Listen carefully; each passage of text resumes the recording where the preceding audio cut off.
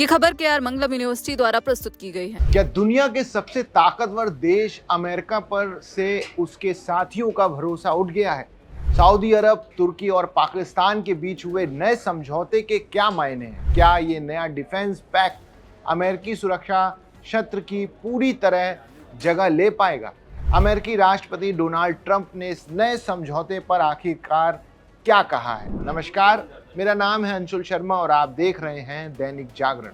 आज हम बात करेंगे मक्का में हुए उस नए रक्षा समझौते की जिसने पूरी दुनिया भर के राजनीतिक विश्लेषकों का ध्यान अपनी ओर खींच लिया है। जब कुछ दिन पहले सऊदी अरब, तुर्की और पाकिस्तान ने मक्का में एक आपसी रक्षा समझौते पर हस्ताक्षर किए तो कई जानकारों ने इसे अमेरिका के लिए एक बड़ा संदेश माना। इसका मतलब ये निकाला गया कि अमेरिका के कई करीबी सैन्य साझीदार अब उसके सुरक्षा क्षेत्र पर पूरी तरह भरोसा नहीं कर रहे हैं। हालांकि अमेरिकी राष्ट्रपति डोनाल्ड ट्रंप ने साफ किया कि उन्हें इस बात से कोई आपत्ति नहीं कि मध्य पूर्व के देश अपनी रक्षा के खुद रास्ते ढूंढ रहे हैं।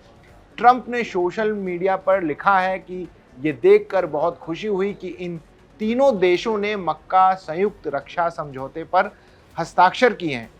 उधर पाकिस्तान के प्रधानमंत्री शहबाज शरीफ ने भी इसके लिए ट्रंप का धन्यवाद किया और दक्षिण एशिया में परमाणु तबाही टलने का श्रेय उनके नेतृत्व को दिया। जानकारों का मानना है कि ट्रंप हमेशा से अपने सहयोगियों पर रक्षा खर्च का बोझ खुद उठाने का दबाव डालते रहे हैं, इसीलिए समझौते पर उनकी ऐसी सकारात्मक प्रतिक्रिया सामने आई।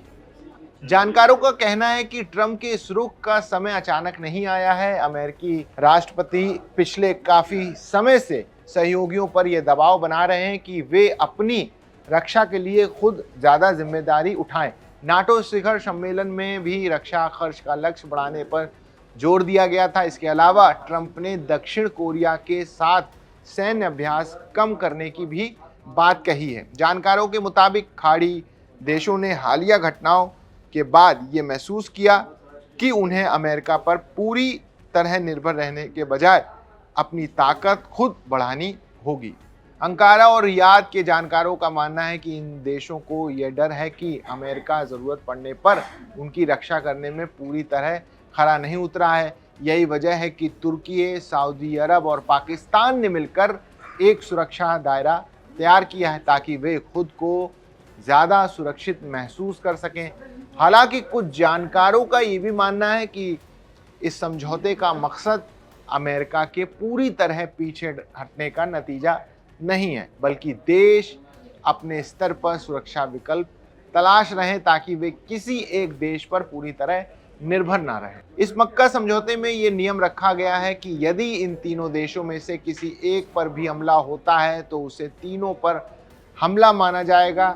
ये बात काफ़ी हद तक नाटो के नियमों जैसी लगती है, लेकिन तुर्की के विदेश मंत्री ने साफ कह दिया कि सहायता मांगने के लिए पीड़ित देश को पहले औपचारिक अनुरोध करना होगा और ये बताना होगा कि उसे किस तरह की मदद चाहिए।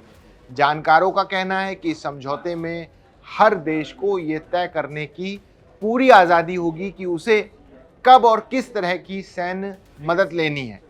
इसे पूरी तरह स्वचालित या अनिवार्य नहीं माना जा सकता है। इसके अलावा जानकारों का ये कहना है कि यह समझौता भले ही देशों को अतिरिक्त सुरक्षा विकल्प देता हो, लेकिन ये क्षेत्र में मौजूद हजारों अमेरिकी सैनिकों की ताकत की पूरी तरह जगह नहीं ले सकता। खाड़ी देशों की पुरानी और गहरी निर्भरता को देखते हुए ये समझौता अमेरिका का विकल्प नहीं बल्कि सुरक्षा की एक अतिरिक्त परत जैसा है जो ज़रूरत पड़ने पर इन देशों को आपस में मिलकर काम करने का मौका देता है। तो ये थी मक्का समझौते और अंतर्राष्ट्रीय राजनीति से जुड़ी पूरी खबर। इस खबर पर आपका क्या कहना है हमें कमेंट्स करके ज़रूर बताइएगा। बाकी देश दुनिया की तमाम बड़ी खबरों के लिए देखते रहिए दैनिक जागरण।